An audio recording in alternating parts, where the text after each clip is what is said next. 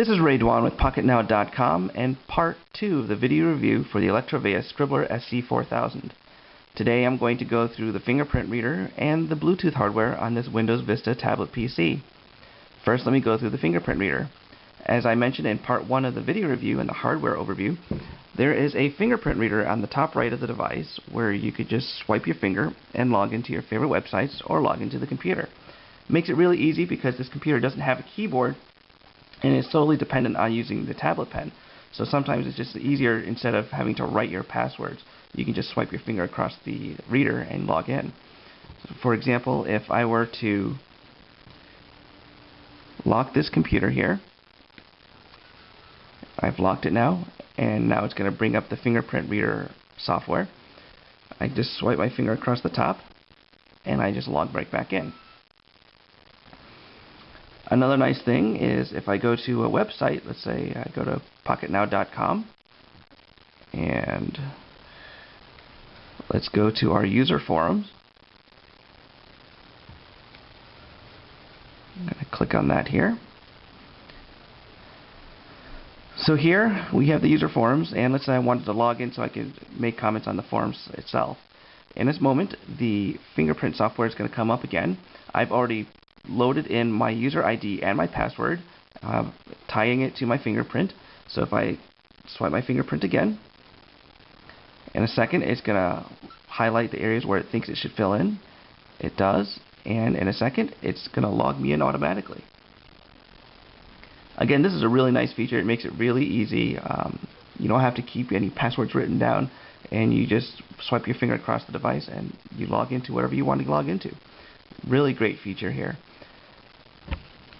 If you wanted to adjust the settings on your fingerprint reader software, you just double click this little icon at the bottom here, and to get into it, again, it's tied to your fingerprint. You log right in, and it brings up these four little icons that you can go through. The first is just the Internet Explorer auto login. So here's where you save your IDs and passwords. The second is a secure lock. It just locks or unlocks your hard drive on your device. Third is your user settings. And fourth is help and reference. The last icon on the bottom is just to exit the application.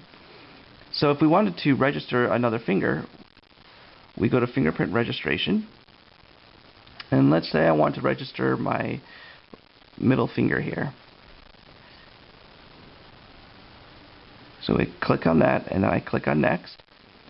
And it's going to bring up another window here, and it's going to ask me to swipe my finger across the screen, across the reader, a few times, just so I can get a good read on it. So I'm going to swipe it once, and every time it gets a good read, it's going to highlight these little radio buttons here to indicate it's got a good read, and now it's done, and now my finger is registered for use on this device. Really nice feature. So the next thing I want to go through is the Bluetooth implementation on this tablet PC. Again, as I mentioned before, this has Bluetooth 2.0. The only problem is it doesn't have the 82p drivers, so you couldn't use your Bluetooth headphones. But I wanted to see how it would work with multiple devices and syncing up with my Blackjack and my AT&T Tilt. So what I'm going to do here first is I'm going to turn off the Wi-Fi. Let me move this back a little bit so you can see here. And what we're going to do first here is I'm going to set up internet sharing on my Tilt here with the Scribbler. So I've turned off the Wi-Fi, and if I go to internet sharing here, I've got it set up for Bluetooth Personal Area Network using AT&T's MediaNet. And if I click on Connect, let's see, I just have to make sure my device is set as visible, so it's asking me to do that, so I've just set that up as visible. Internet sharing just asks me to set up a personal area network on the computer itself, so I tap on the Bluetooth icon, join, and tap on Join a Personal Area Network, and I've got my Tilt already partnered with this computer, so I can just click on Connect. It's connecting, and now I have tethered my AT&T Tilt to the Scribbler, so now I have access to the internet. This is really nice to have, especially I travel a lot, and to be able to access internet on the fly is really nice. So I'm on HTC's wiki site, and now I'm going back to Pocketnow.com, and that works just great. The next thing we're going to try doing is actually active sync at the same time with my Blackjack 2. So if I go over to active sync here, I tap on menu and connect on via Bluetooth. The Blackjack is working at the moment. And now Windows Mobile Device Center on Windows Vista is opening up.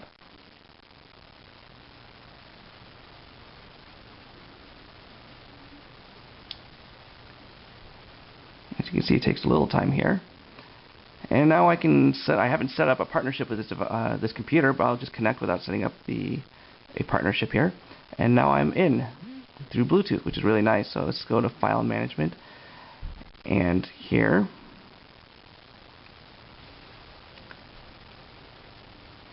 let's try to log into my Blackjack. And now I can see the contents on my Blackjack and on its storage card.